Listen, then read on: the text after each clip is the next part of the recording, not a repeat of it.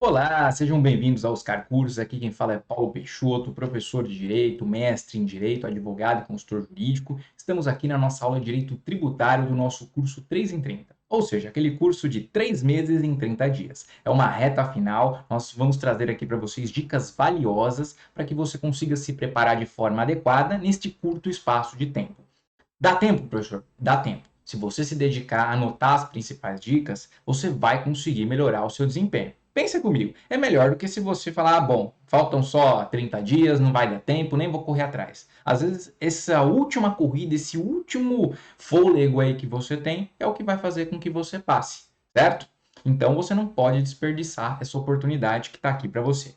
Então, dito isso, se você quiser, antes de colocar as questões, tá aqui, ó, o meu Instagram, @phlpeixoto, você pode me seguir e acompanhar as dicas que eu posto.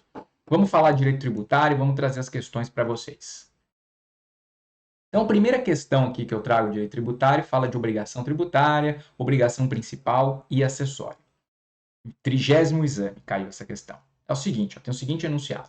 A sociedade empresária ABC foi autuada pelo fisco do estado Z, apenas pelo descumprimento de uma determinada obrigação tributária acessória, referente à fiscalização do ICMS, prevista em lei estadual, mas sem deixar de recolher o tributo devido.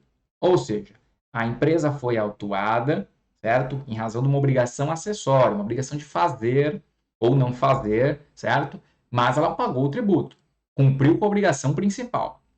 Só que inconformada, então essa empresa impugnou administrativamente aquele auto de infração.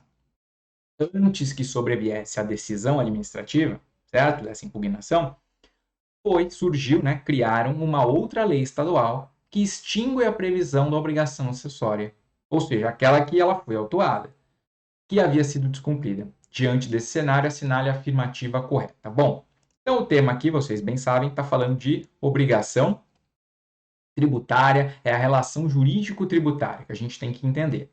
Primeira coisa, lembre-se que a relação tributária é aquela relação jurídica entre o fisco e determinadas pessoas que estão sujeitas à tributação, certo? Com a ocorrência do fato gerador, aquele previsto em lei, surge essa relação e aí tem o dever de alguém de pagar ou realizar alguma determinada atividade e tem, por outro lado, o direito do Estado de receber, o direito do fisco receber.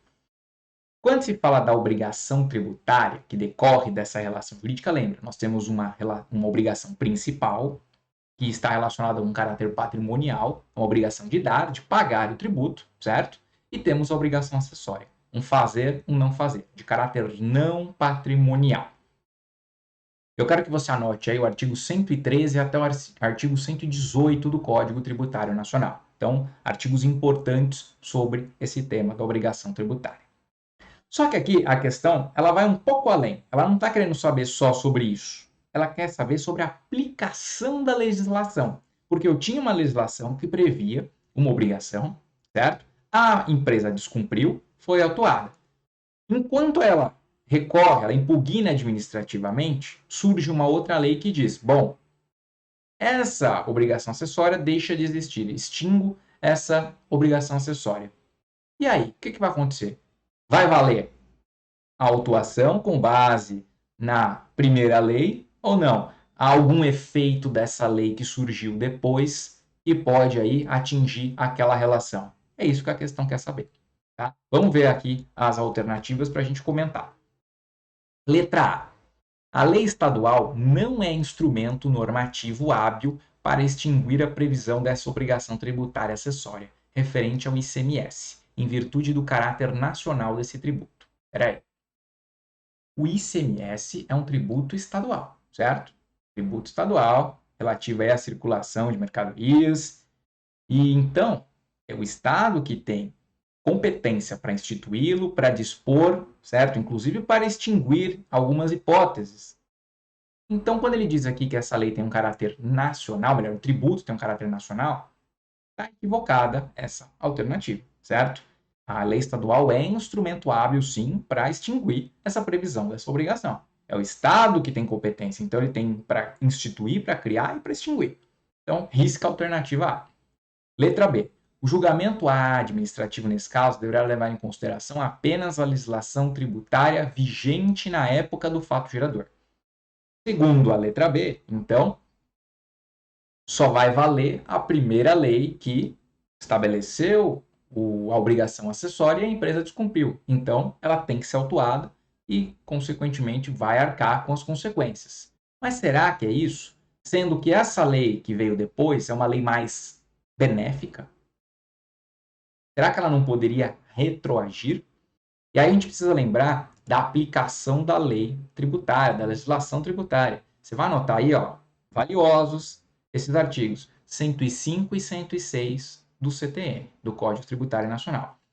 Quando você lê esses dois artigos, você vai perceber o seguinte: a regra é que a legislação tributária aplica-se sempre para o futuro, assim como toda legislação, a forma como ela é criada, é sempre para o futuro. Eu vou legislar aqui, mas pensando no que vai acontecer, certo? Sempre pensando no futuro.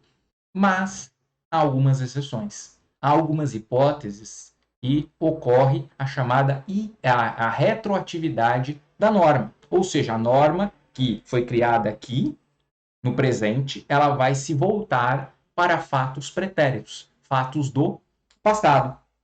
E aí você vai justamente ao artigo 106, que diz o seguinte, ó: a lei aplica-se ao ato ou fato pretérito, ou seja, passado, nas seguintes situações: em qualquer caso, quando seja expressamente interpretativa, certo? Se for uma lei que não está aí criando obrigações, extinguindo obrigações, e simplesmente dando uma nova interpretação, conforme aqui o artigo 106, ela vai retroagir, excluída, obviamente, a aplicação de penalidade em infração de dispositivos interpretados. Então, se é meramente uma lei interpretativa, ela aplica para o passado.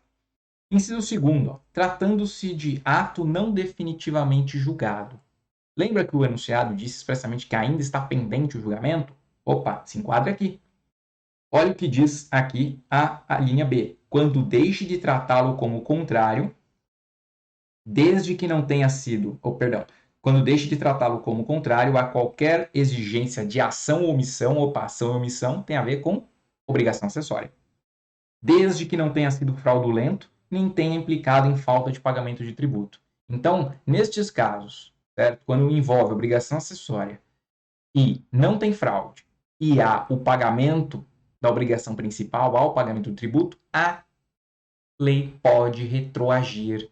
Então, nesse caso, haveria aqui a exclusão dessa obrigação acessória que deve ser considerado no julgamento, certo? Da impugnação administrativa. Então, a letra B, que fala que vai aplicar a legislação vigente à época do fato gerador, contradiz o que eu acabei de dizer, de modo que está errada a letra B. Vamos ver a letra C. Não é possível a extinção dos efeitos da infração a essa obrigação tributária acessória após a lavratura do respectivo auto de infração, não. Tanto é que ele impugnou e está na fase aqui de julgamento, certo? Uma decisão administrativa. Então, o marco aqui, o ponto para eu considerar é a decisão administrativa e não o auto de infração. Então, risca a letra C. Letra D. A superveniência da extinção da previsão dessa obrigação acessória, desde que não tenha havido fraude, nem ausência de pagamento do tributo, constitui hipótese de aplicação da legislação tributária a ato pretérito. Perfeito, encaixou. Artigo 106, inciso 2º, a linha B. Então, houve uma retroatividade da lei, da legislação tributária. Então, marca aí, letra D de dado é a correta. Então, você poderia ficar, talvez você excluísse a letra A por questão óbvia, a letra C ficasse com a B e com a D. Então, guarda, nesses casos haveria a retroatividade. Vamos para a próxima questão. Essa foi do 22º exame. João e Pedro são, por lei, contribuintes obrigados solidariamente a pagar determinado tributo. Foi publicada a lei que isenta os ex-combatentes do pagamento de tal tributo, sendo que o caso pessoal somente de João, sendo este o caso pessoal somente de João. Tendo em vista essa situação, assinale a afirmativa correta. Então, temos duas pessoas que são contribuintes solidários aqui para a obrigação tributária. Eles têm que pagar. Então, a solidariedade, você lembra, é aquela relação em que ambos podem ser cobrados. O princípio aqui, posso exigir o cumprimento da obrigação de qualquer um deles. Ocorre que veio uma lei que isentou, certo, o João. em razão dele ser ex-combatente. Então, um caráter pessoal aqui, que é próprio dele. O outro não era ex-combatente, então por isso que não houve aplicação da lei isentiva.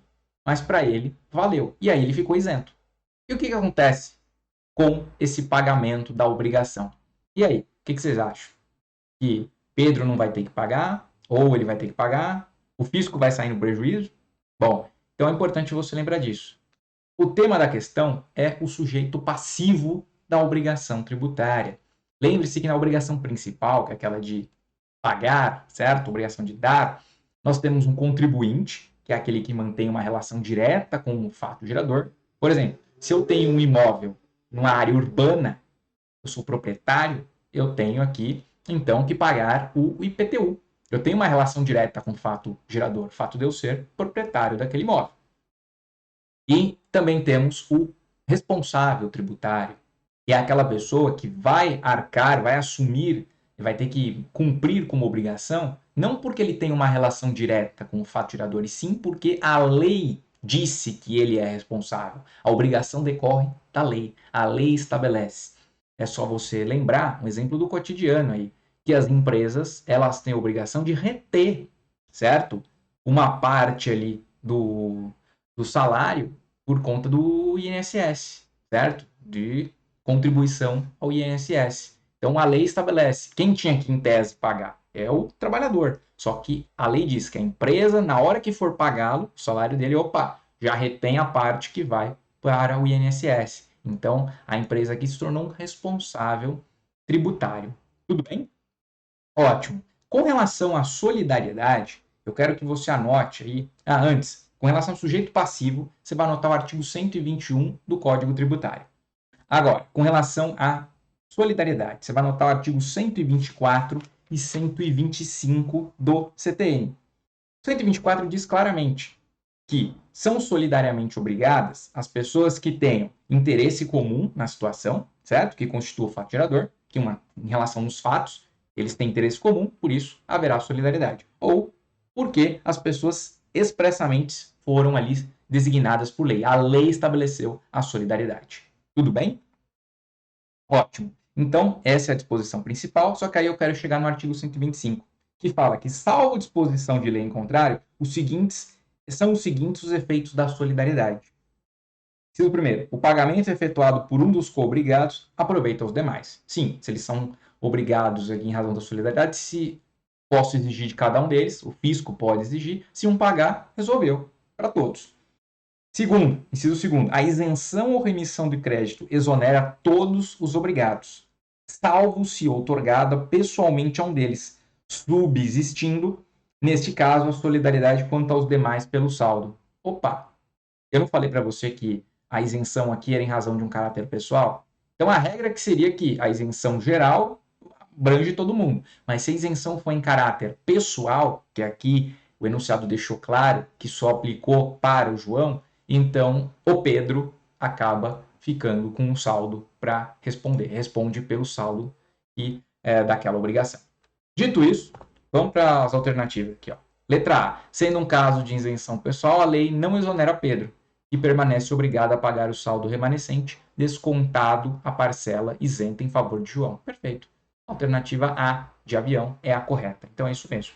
Em razão da isenção ser pessoal. Se não fosse pessoal, fosse geral, aí haveria também a extensão para Pedro. Letra B. Pedro ficará totalmente exonerado pelo pagamento, aproveitando-se da isenção em favor de João. Errado. C.